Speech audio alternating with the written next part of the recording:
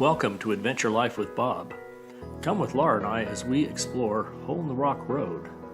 This road is about 6 miles south of the town of Escalante, Utah, off of Highway 12.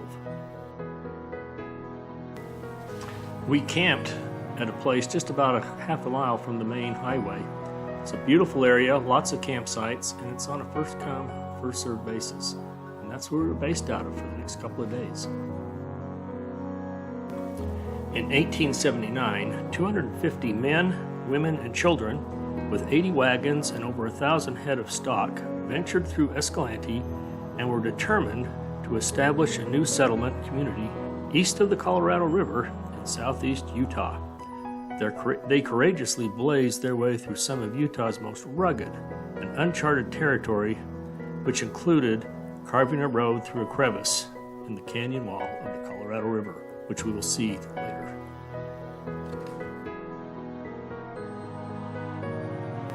"12 miles down this dirt road, you'll come to Devil's Garden. We won't spend much time on it here because we've already done a video on it, and I'll leave a link in the description below, but it is worth the stop and exploring.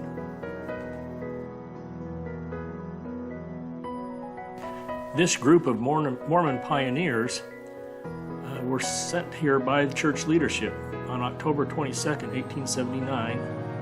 The people left Escalante and started south. By the 20th of November, 236 men, women, and children with over 1,000 head of horses and cattle camped at 40 Mile Springs near Dance Hall Rock.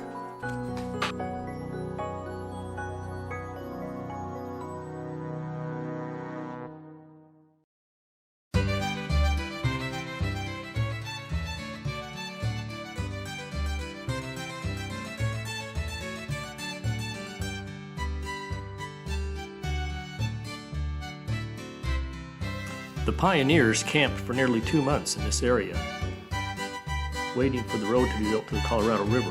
This large sandstone amphitheater made a wonderful campsite for weary pioneers.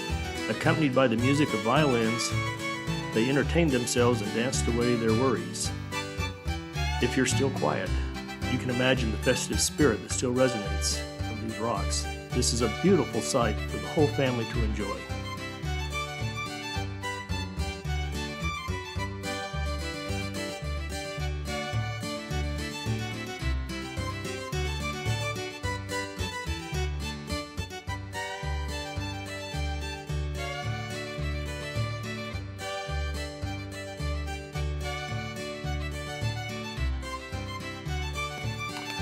Even Laura and I got caught up with the sounds we thought we could still hear resonating from the rocks.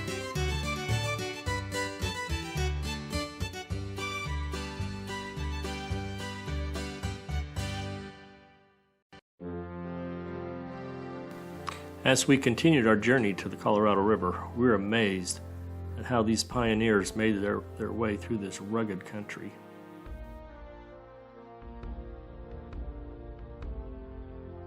About 40 miles from the beginning of the road, you'll come across Carcass Wash. This is a major obstacle for the expedition. It was also the site of a terrible accident that took the lives of 7 scouts and 6 adult leaders in June 10, 1963. They were on the way on a flatbed truck to the river to float it when the truck lost control, rolled backwards, and then rolled over, killing a total of 13 people. You can still see a monument that was erected in their honor.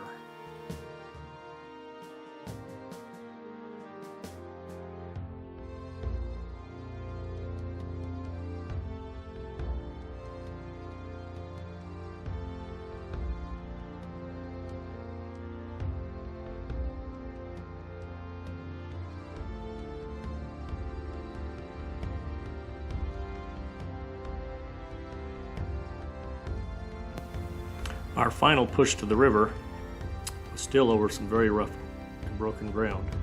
However, as you travel, you'll find parking places for trailheads that allow you to explore some of the very rugged and remote areas of this part of the country.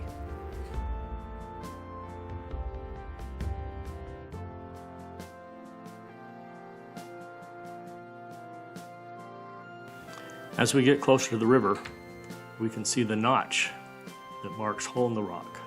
This is the place where the pioneers chiseled and blasted their way down through this narrow crevasse and made their way to the Colorado River.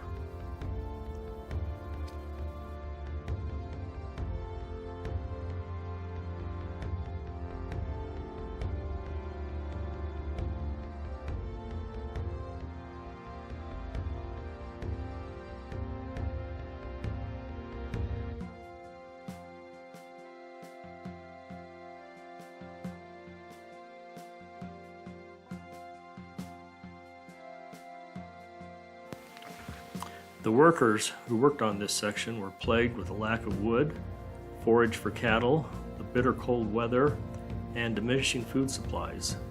Blasting powder and picks were used to widen or fill various sections of the crevasse.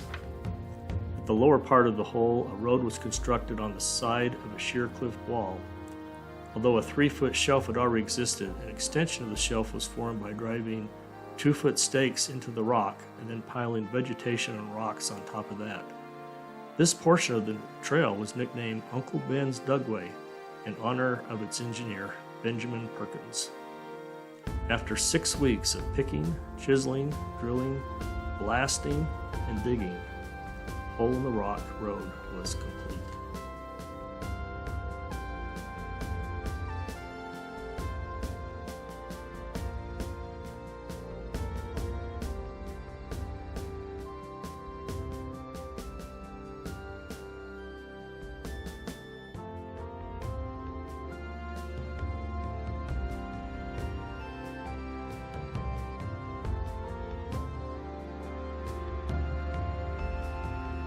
On the 26th day of January, the first wagon went down Hole in the Rock. A journal of one of the pioneers said, "The first 40 feet down, the wagon stood so straight in the air, there was no desirable place to ride." 26 wagons went down the first day, and by the 30th of January, all the wagons had come down the rock and across the river, marking their halfway point to their destination.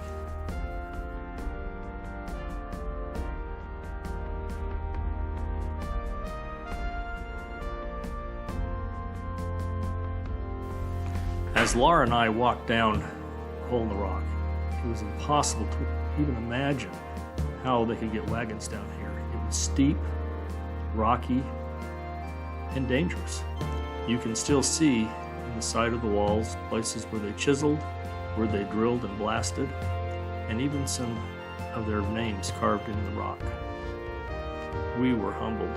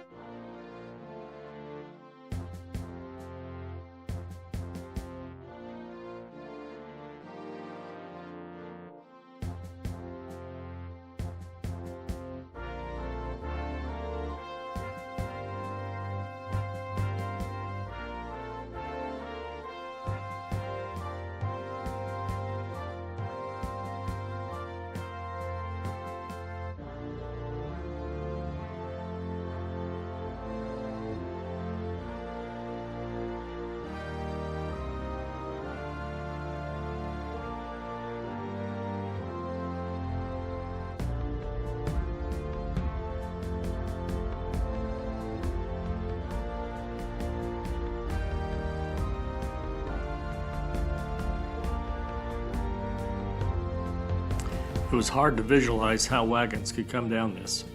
But if you look at this painting we saw at the visitor center, it might give you an idea.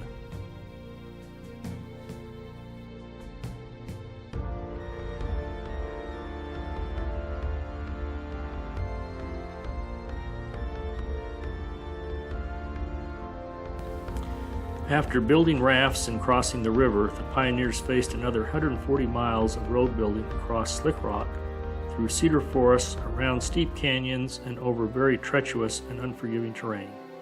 After traveling 6 months on a trip that was supposed to take 6 weeks, the worn-out travelers settled several sites, including Bluff, Utah, along the San Juan River.